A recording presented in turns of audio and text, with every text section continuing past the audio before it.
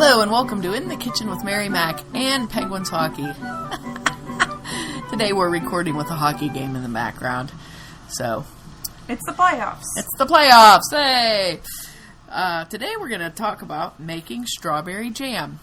We've done a lot of strawberry things on here so far, but we're getting ready. Strawberry season is a big deal. We don't want to miss a thing. This particular recipe is, as I said, old-fashioned strawberry jam. You do not have to buy the pectin mix at the store. So this uses strawberries and sugar. Lemon juice if you want. I don't use the lemon juice, but if you like that real bright red color of strawberry jam, you might want to use the lemon juice. You can try it either way, see what you like. This is really good, though. This is the one I make all the time, and I really like it a lot. Is this the one that you use on the trifle that you make? Yes. Okay. Yes, it's the one I use on the trifle that I delete with whatever and brush onto the cake. So this makes a really good strawberry jam because basically it's just the strawberries. And what I found, I noticed that my strawberry jam tasted weird, and I couldn't figure out what it was. So the conclusion I came to was when you use, I can't think of that brand name of pectin because I haven't used it in so long, but when you use the powdered pectin to make jam, they tell you to put lemon juice in there. And lemon juice, it helps to retain the color and it helps it to set up. And what I was discovering was that lemon was kind of leaving an aftertaste that I did not care for. So I found this recipe, and I knew I had seen it before, but I found this recipe and it works really well. It seems like it has a lot of sugar in it, but to be honest, it does not have more sugar in it than the Sure-Gel, that's what it is, than the Sure-Gel recipe, and you're adding that pectin. So this sets up itself pretty good. It actually sets up pretty good. One thing to remember, when you make any sort of a fruit jam that you're not using pectin in, if you use a few unripened completely, say your strawberries got some white and green on it, go ahead and use that because that unripened berry will actually help it to set up. It's got a bit more of it has its own natural pectin in it. As they ripen, they lose that, and that turns, I think, is what it does, is it kind of turns into a sugar as opposed to being pectin. So if you use a few unripened berries, I could be just making this up. Actually, no, actually I did. I do remember. Sounds legit.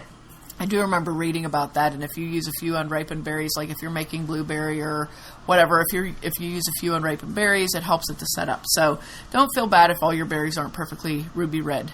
But berries, it's the first week of June, and berries are peak right now in the north. Getting into, when they're on in the south, you guys ship them to the north, and when they're on in the north, you guys ship them to the south. So everybody's got berries. We guys ship them to the south. Yeah. We guys, you guys, yins guys. It's what I should have said. Yins, it covers everything. So strawberries, and what I do a lot of times is, for example, if I happen to be in Florida and it's strawberry season, I will cart strawberries home with me in my car and freeze them as soon as I get home, and then I'll make jam with them when I get a chance. So that's a nice thing to do if you don't have time to make jam now, but say in the wintertime you never have anything to do, just get your berries and freeze them. Don't wash them. Rinse them, pat them dry, and freeze them so you don't get a lot of moisture in them. Then you can make jam in the wintertime. And I do that quite a lot because I tend to be busier in the spring and summer months, so it really gives me an extra, I don't feel so rushed. And it has the bonus of helping warm up your house a little bit. That's true. Because you're cooking stuff over a hot stove. And what's really great is when you're going to make jam, what you do is you make your jam, and while your jam's all cooling and everything, then you make some bread, and then you have that's like supper, supper. So here's the jam recipe, and this is a small recipe. I wouldn't try to double it, especially if it's your first time to make jam. Sometimes you can get away with doubling recipes, sometimes you can't. This I have doubled, but it doesn't set up quite as nice. So here we go.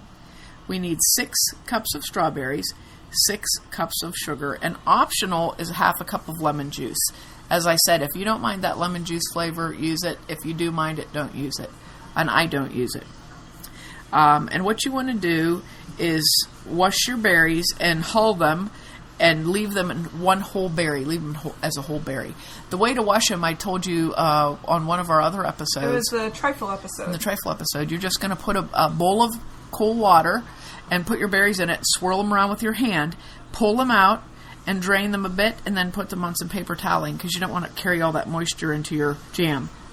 All right, when you're done cleaning your berries, you're going to put your berries and 3 cups of sugar in a nice heavy bottomed pot. I like a real thick bottomed pot because then it doesn't tend to burn as much.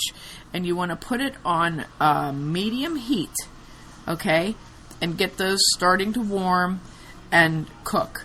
So while you're doing that, while they're warming, you're going to be stirring, keeping an eye on it, stirring pretty much all the time. While you're doing that, you can have your jars be getting ready, and I use half-pint jars when I put my strawberry jam up. You need jars, lids, and rings. What you want to do with your jars, this is how I do it. I wash my jars in soapy water. I put them open side down on the rack of my oven, and then I turn my oven on to 200 degrees. Okay, that way you can sterilize your jars, and they dry really well. Then you're going to take your lids, the little flat lids, and you're going to put them in a small pan and just warm them on the stove. They do not have to boil. They'll be fine. You just want to warm them up a little bit so you get a nice seal. And have your rings handy. So you have all that prepared while you're getting your jam going. You're cooking your berries. You're stirring constantly. Okay?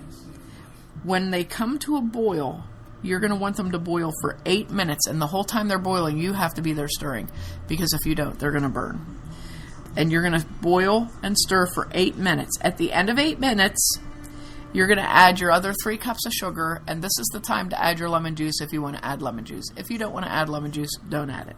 Add the rest of your sugar, stir it in, and you're going to boil that for 10 minutes more, stirring constantly. I know, lots of stirring. Think of the great shape you'll be in after you make this jam, though. Your one arm will be buff. You have to go back and forth, switch arms. Yeah, you could switch. If you switch and time it properly, you could get a good workout on both sides. When you've done this to the second part, 10 minutes, you're going to remove it from the heat, and it'll settle down, and it'll have like an icky-looking foam on it, which it's just like a white foam. You can skim that off with a spoon, and if you want to get a little bowl, skim it off, try not to get too much jam, and put it into a bowl, just set it aside. And that's just the foam off the berries.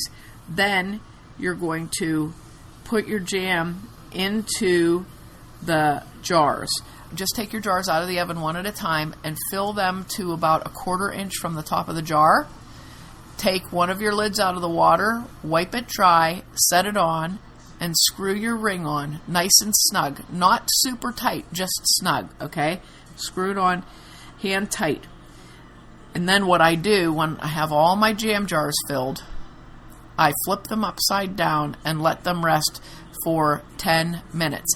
What that does is it heats the lid up really hot, kills any germs that are on the lid because of the extreme heat of the strawberry jam and the acidic nature of it, and it helps it to seal. When you flip it back, it pulls a vacuum on it, it seals like that.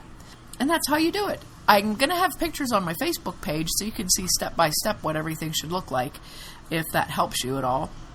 But this is a very, very good jam recipe. And good luck to you. If you're nervous about putting it in jars, if you're like, I don't want to do it, you can make the jam. You can take this jam and make it. Once you skim your foam off, you can take your jam and pour it into a jar and keep it in your refrigerator. You don't have to can it, or a couple, let it cool and put it in some plastic containers and just put it in your refrigerator, or give it to your friends. And believe me, if you bake bread when you make this, it will not last very long, so you won't have to worry about storing it. But I hope you enjoy it. I hope you give it a try. It's really good. I mean, we love it. We just love it. My son puts it on like he's frosting a cake. So, like when he eats his jam sandwich, the jam just pours out. It's hysterical. Like, what do you... All the jam is pouring out of your sandwich. Is this not a problem for you? But, oh well. Makes him happy anyway. So, that's old-fashioned strawberry jam. I hope you'll give it a try, and thanks for listening if you did. If you didn't, too bad for you.